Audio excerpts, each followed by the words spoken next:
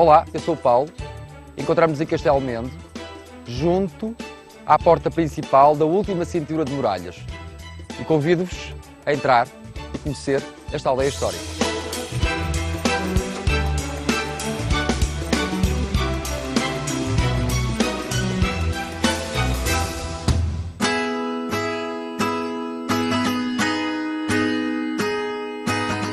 Castelo Mendo situa-se a cerca de 800 metros de altitude nas margens do rio Coa. Apesar de ter conhecido a ocupação desde a Idade do Bronze, a estrutura fortificada e o seu modelo urbanístico são uma criação medieval.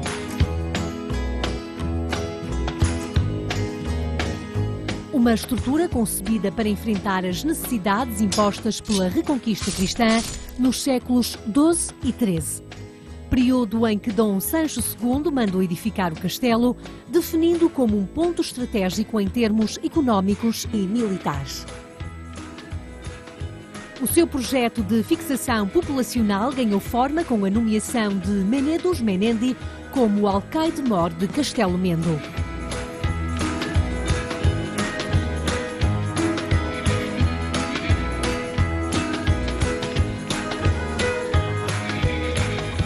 Em 1281, Dom Dinis confirmou o fural dado por Dom Sancho II e instituiu uma feira em Castelo Mendo.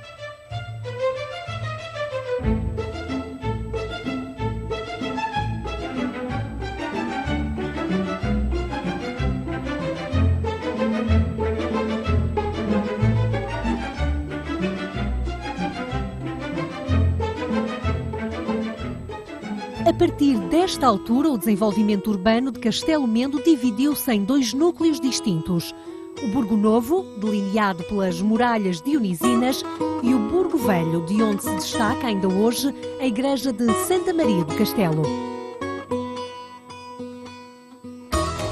Esta igreja, no seu interior, nestas ruínas, tem vários elementos arquitetónicos de algum interesse.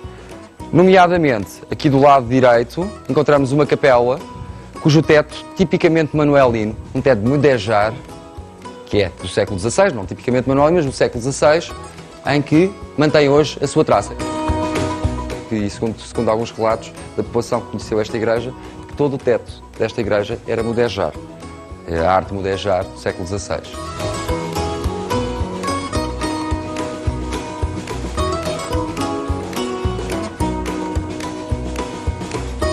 Se olharmos bem para a estrutura da igreja, verificamos que está o púlpito, não é a escada do púlpito, que ela tem uma segunda porta. Não faz sentido uma segunda porta a meio no interior da igreja. Aqui, como não havia coro alto, separou-se, ou seja, mais perto do altar estaria a população de estrato social mais elevado, para trás desta porta estaria o resto do povo. Se continuarmos e entrarmos aqui na Capela Mor, na entrada da Capela Mor, reparamos no seguinte: a fresta, ou a fresta da janela de iluminação, não é meramente uma janela de iluminação, não tem só essa função de iluminação do coro, tem também uma função defensiva, pois esta igreja está no local mais elevado de Castelo Mendo e também era um dos últimos redutos defensivos.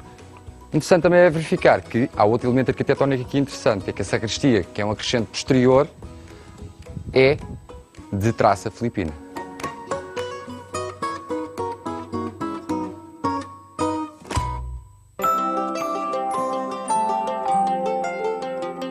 Como elemento de ligação entre os dois burgos, foi edificada junto à porta primitiva da povoação a Casa da Câmara.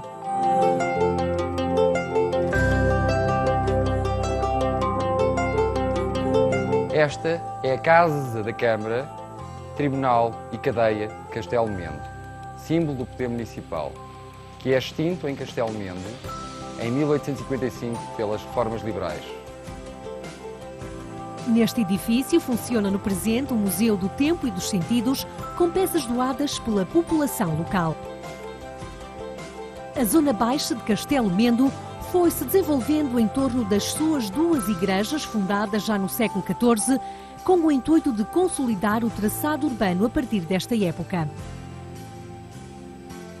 Em 1510, Dom Manuel I renovou o fural de Castelo Mendo ampliou os seus benefícios e mandou edificar o seu pelourinho. O pelourinho de Castelo Mendo marca, pela sua imponência, o largo principal desta aldeia. Este pelourinho é, de alguma forma, único a nível nacional, por uma característica muito própria. O seu fuste é monolítico e atinge cerca de 5 metros de altura.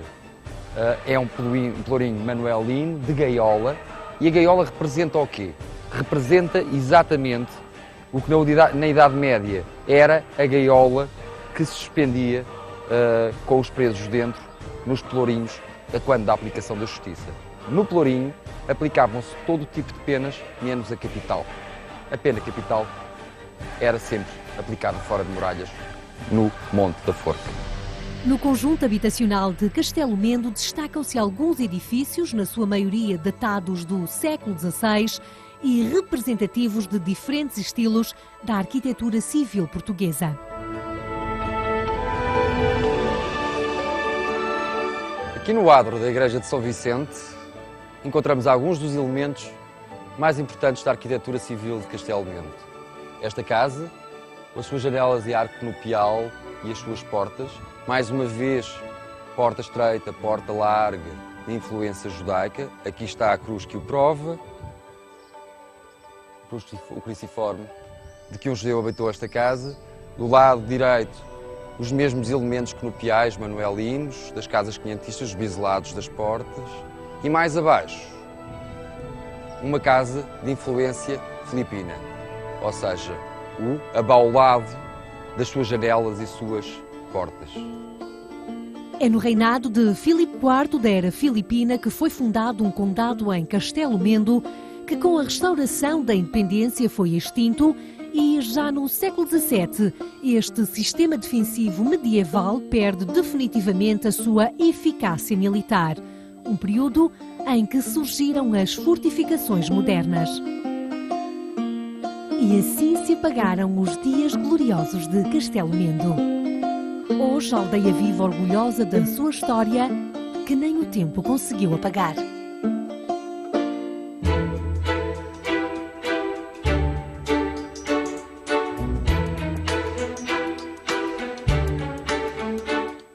Uma das aldeias históricas de Portugal. Nesta vila existem inúmeros segredos por desvendar. Porquê é que se chama Torre do Facho a uma das torres? O que é que está escrito no lintel da chamada Casa Árabe? Porquê é que a rua direita não é direita, mas torta?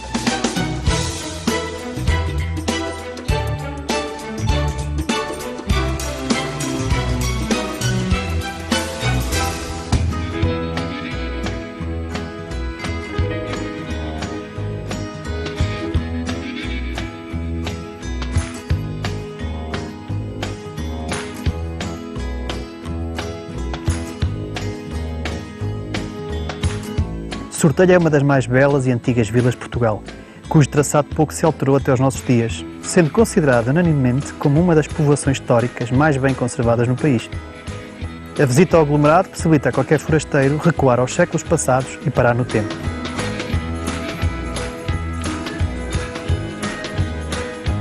Será que a palavra Sortelha, o nome da aldeia de Sortelha, terá origem na palavra castelhana sortija, que quer dizer anel, devido ao facto da sua muralha ser circular? Apesar de ser uma ideia que muitos autores defendem e com alguma lógica, a verdade é que há outras hipóteses que parecem ser mais verosímeis, como por exemplo a origem no termo sorte, como sinónimo de herança, de partilha de terras, e sabendo e conhecendo esta região em torno, verificamos que era uma herança reduzida, e daí que sortelha, provindo de sortícula, era uma sorte pequena. Talvez seja esta uma explicação para a origem do topónimo. Correspondendo às necessidades de defesa da linha de fronteira à época de reconquista cristã, Dom Sancho I tomou medidas para repovoar o lugar e mandou ali edificar um castelo. Coube a Dom Sancho II a sua reedificação, ao mesmo tempo que concedia foral a Sortelha, de forma a incentivar o seu povoamento.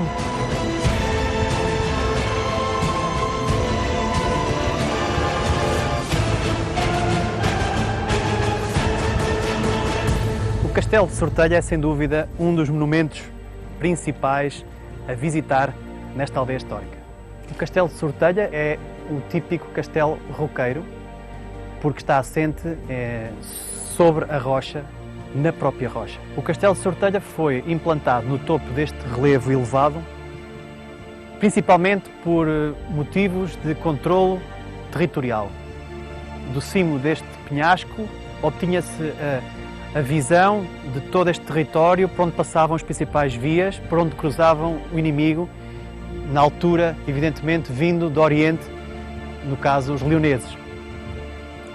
Sabemos que desta torre o campo de visão era bastante amplo, mas não suficiente, daí que o rei Dom Dinis tenha mandado construir uma segunda torre encostada ao lado exterior da muralha, na fachada poente de Sortelha. Qual é a particularidade da porta de entrada do Castelo de Sortelha?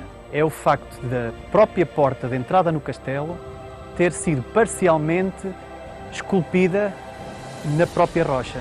Na fachada do castelo encontra-se um varandim típico da arquitetura militar gótica. Esta varanda é popularmente designada como Varanda de Pilatos, devido ao facto de ela estar virada para o Largo do Pelourinho, onde os criminosos eram expostos ao público e julgados. Para que serviam aqueles estranhos orifícios circulares na base do varandim da fachada do castelo? Era uma estratégia típica do período gótico para defesa ativa do assalto ao castelo. Através desses orifícios eram atiradas pedras, azeite ou água a ferver para evitar que o inimigo forçasse a entrada no castelo. Apesar da reedificação das fronteiras com o Tratado de Alcanizes, o papel de Sortelha na estratégia militar nacional não ficou diminuído. Com Dom Manuel I, Sortelha assistiu à reconstrução do seu castelo, à promulgação de um novo foral e à edificação do Pelourinho.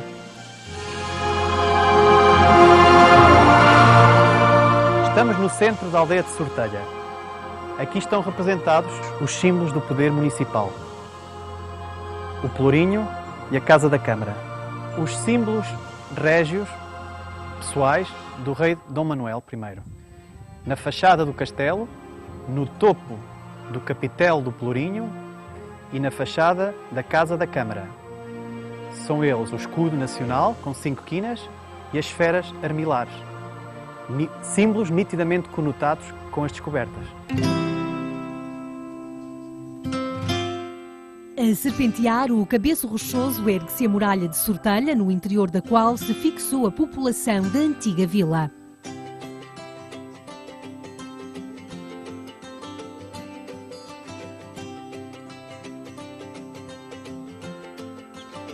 A porta da vila, que é a porta principal de entrada, para o lado do arrabalde. A porta chamada de Porta Falsa e a Porta Nova. Nessa porta existem 2 marcas importantes, que são as medidas padrão. Estas medidas padrão eram empregues como forma de aferir a medida para o comércio de tecidos e ficavam localizadas geralmente nas áreas onde se realizavam as feiras. A Torre do Facho deve o seu nome ao facto de aí se poder estabelecer a comunicação com os castelos de Belmonte, Covilhã e Monsanto através de uma fogueira, com a chama durante a noite e com o fumo durante o dia.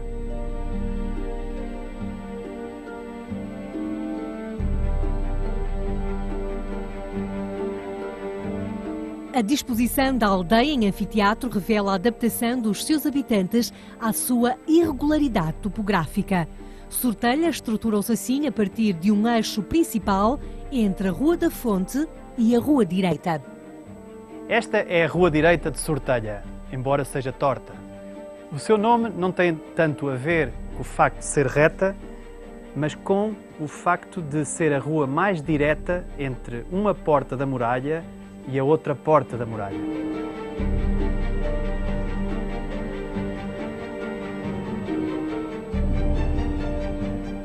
Onde eram sepultados os habitantes de Sortelha durante o período medieval e moderno? Até ao século XIX, quando foi construído o cemitério local, as pessoas eram enterradas no adro das duas igrejas que Sortelha tem desde o século XIII. Dado que as duas igrejas foram construídas um pouco à semelhança do castelo, sobre a rocha, as sepulturas eram abertas na rocha à volta da igreja. E como é que as pessoas em Sortelha, no século XVIII, sabiam as horas? No século XVIII, para se ver as horas, o único recurso que existia era um relógio de sol.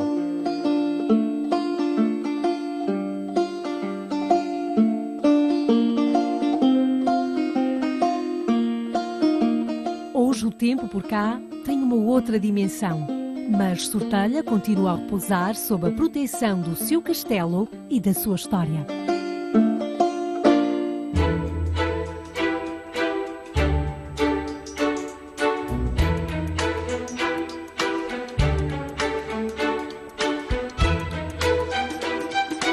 Olá, eu sou Elizabeth e vou-vos apresentar a Vila de Belmonte.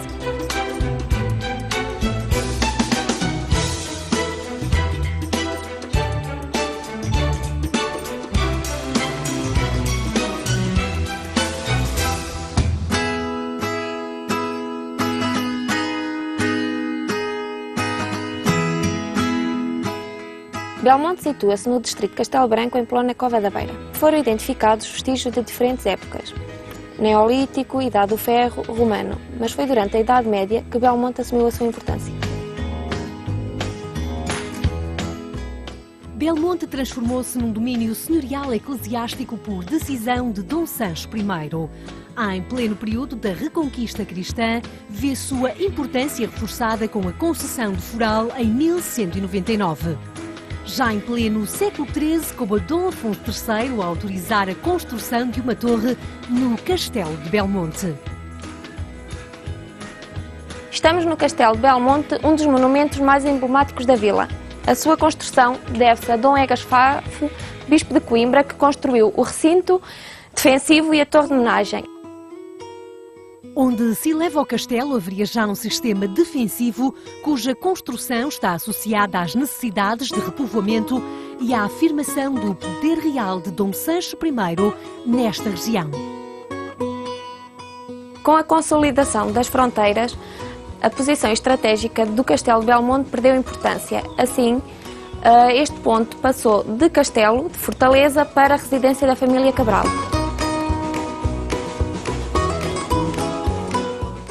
A família Cabral fixa-se definitivamente em Belmonte por decisão do rei Dom Afonso V, a quando da doação do castelo a Fernão Cabral, que assim empreendeu a construção do seu paço.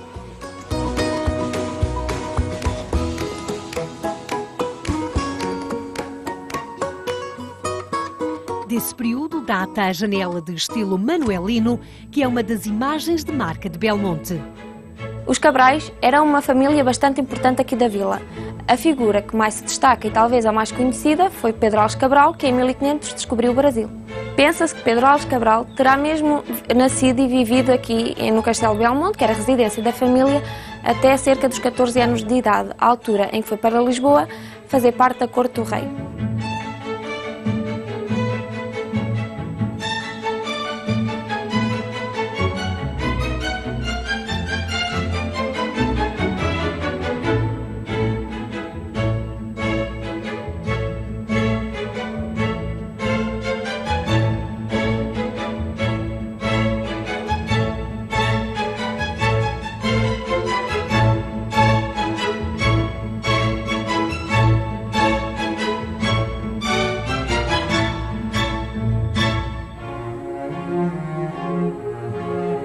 E agora vou mostrar-vos a Igreja de Santiago. É uma edificação do século XIII, românica, mas também depois teve construção gótica e renascentista.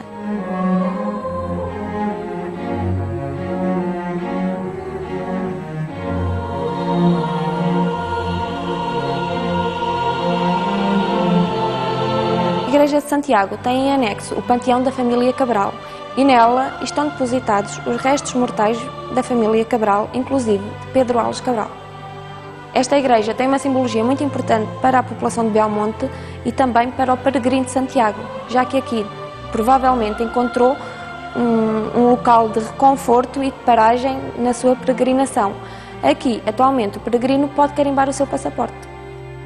Para além da figura de Pedro Álvares Cabral, a história de Belmonte também está marcada pela presença judaica neste território ao longo dos séculos. Um dos elementos mais importantes para a cultura da Vila de Belmonte é a presença da comunidade judaica. A sua presença verifica-se desde o século XIII. Prova disso é uma lápide que existe no Museu Judaico. A existência de uma sinagoga comprova a presença de uma comunidade ativa em Belmonte. Uma comunidade referenciada desde o século XIII que contribuiu para o desenvolvimento deste território através da sua intensa atividade comercial. E para conhecermos um bocado mais sobre a comunidade judaica de Belmonte, vamos aqui ao Museu Judaico para ter com o Rabino Elisha Salas.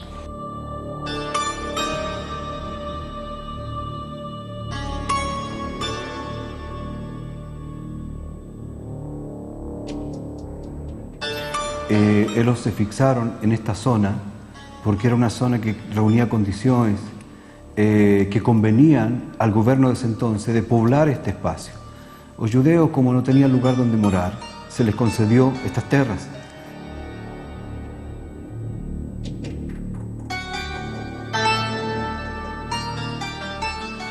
Se num primeiro momento os judeus puderam continuar a praticar os seus rituais religiosos, mais tarde Dom Manuel I mudou a sua política. Decretou o Édito de 1496, que impunha a conversão forçada dos judeus ao catolicismo, transformando-se desta forma em cristãos novos. Con la implantación de la Inquisición, las sinagogas desaparecieron, transformándose en iglesia. La comunidad ultrapasó toda esta etapa de vivencia social de una forma oculta, propia de los marranos, los cristianos novos, que quería decir judeos en las casas y en la rúa cristianos.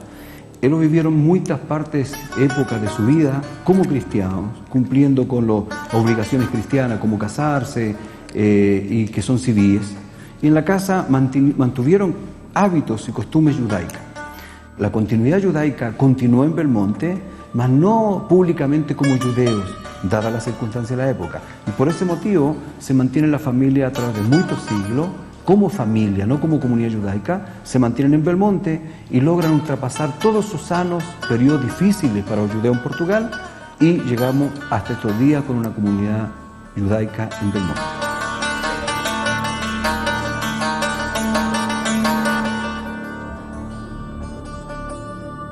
A história de Belmonte está ligada intimamente ao azeite. Estamos aqui no antigo lagar, que agora funciona como Museu do Azeite. Olá, então que azeite podemos ver?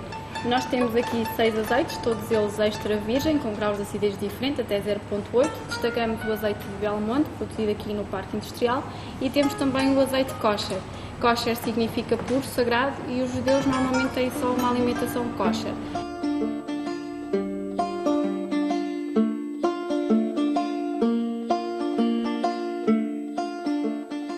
Los judeos tenemos una dieta que fue dada por Dios a nuestro pueblo. No podemos comer todo lo que está en la mesa, no podemos comer todo lo que oyamos, y hay ciertos requisitos que cumple esta alimentación.